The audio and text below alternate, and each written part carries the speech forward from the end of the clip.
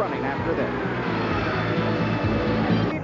Just like his father several years ago, the engine has let go. He coasts to a stop on the track from the lead. Michael Andretti out of the 500. That's another Chevrolet problem with those engines today, Paul. You can watch as the smoke comes out of the tailpipe. That's when you know it's coming out water and oil. That means they really got the engine good. We talk about what fathers, as here comes Emerson Fittipaldi streaking into the pits, and we're going to have to watch and see what he does, although it is no longer that critical, is it? Because he has a big lead now, and his main rival is Al Unser Jr. Sam, which will in turn cause the yellow to come out, which will in turn give little Al a chance to catch back up, and it'll still put two cars right together for the lead. The yes, Patrick indeed. crew carefully taking their time. Look at this as the steam from that engine wafts over the front of Michael's car, and look at him. He pounds the steering wheel in frustration as Emerson Fittipaldi comes out. In just a few seconds, he will come past Michael Andretti.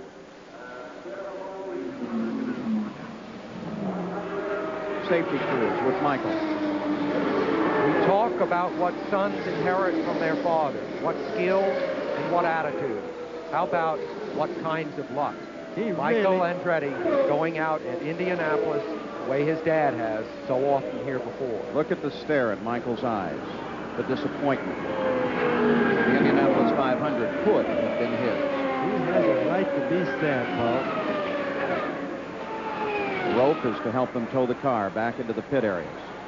Strange how much his eyes, which looked so youthful just last week compared to Mario's, has sort of already just in today's proceedings taken on extra wisdom that goes with such severe disappointment as this. Fans wish so much for the Andretti family. And once again, it has come to this. This time, though, it strikes Michael. So many people want to see Michael score his first Indianapolis 500-mile race win. They thought perhaps this was the day. Now, with Emerson Fittipaldi's pit stop, that brought Al Unser Jr. up to the front of the field, and under the yellow, little Al will be scored in the front of the race. Well, little Al has yet to make his pit stop, and there's Michael on the rope on the way into the pits, and his day is done. Now, it was over on the front straightaway that this situation first developed. The car was looking so good and so fast. There's his car moving down the main stretch. Look, about halfway down there, right at the line now. The engine let go right in front of the giant grandstands that line the 5/8 of a mile long home stretch at the Speedway, and he coasted to a stop over on the back stretch. Now the crowd salutes him as he comes back.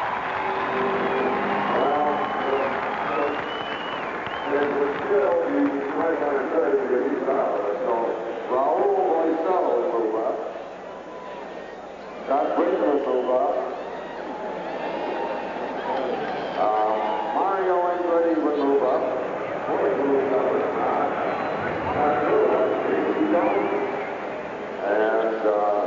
Wilbur. And then car number 69. Will be up in the front stop of the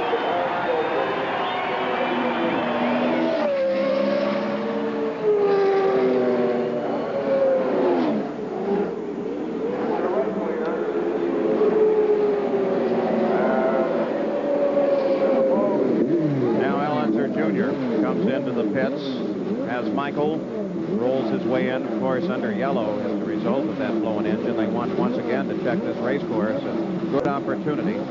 Let's go down to the pits.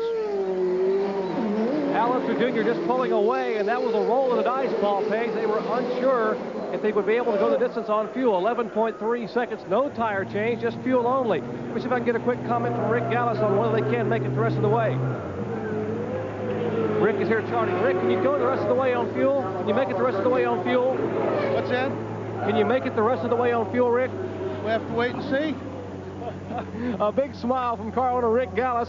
They were rolling the dice, trying to decide when to bring him in. They said, wait one more lap. No, wait 2 more laps. They're hoping for some yellow flag laps, but I believe they think they can make it. Paul? Well, Bobby, they stopped on 165 laps. 200 laps is the distance. We're now within 100 miles of the end of the Indianapolis 500. You think they're going to go the distance? Paul, it's going to make a heck of a story at the end because it's going to be close. We're just at one of those real nice little fairy tale stories. Little Al is going to be very close, but he's not the only one. Emo is also going to be close. Now let's just see if perchance they stay yellow for a few more laps. Emo may decide to duck in and get a last shot, but they're not going to. They're heading for the green. Green flag comes out once again. This time it will be Little Al Unser Jr., who is the leader of the race itself as they come across the line.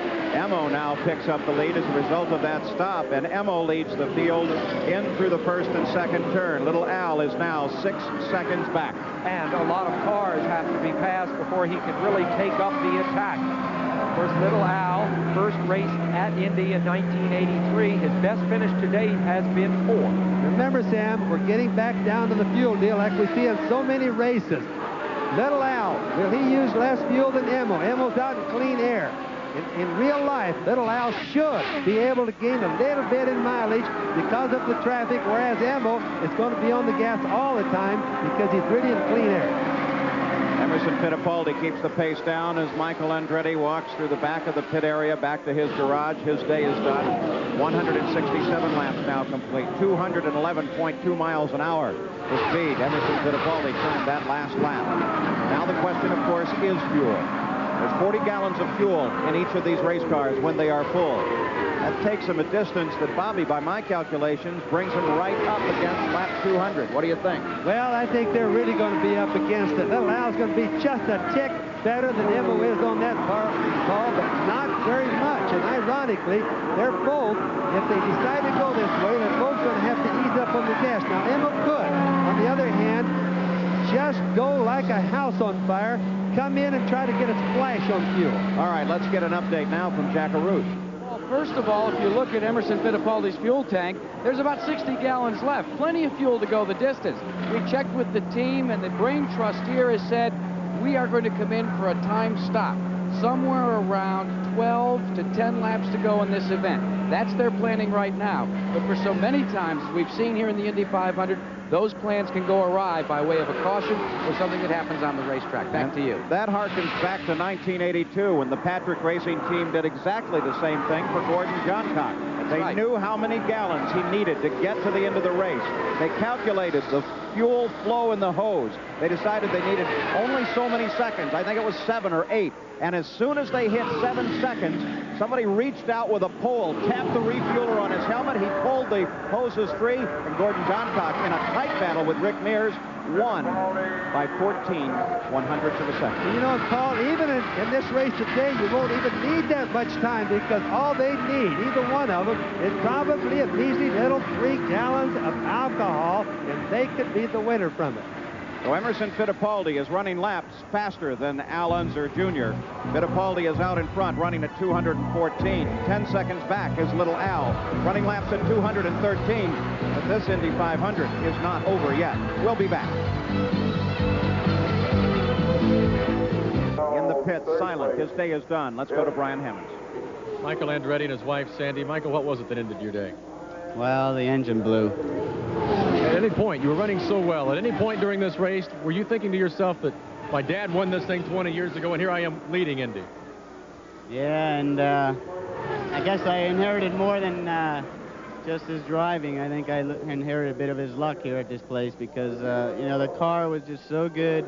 I was just taking my time, you know, a nice conservative pace, not trying to take anything out of it. But obviously, I guess we took too much out of it. I don't know where. For a while today, Michael Andretti really had him covered. Paul?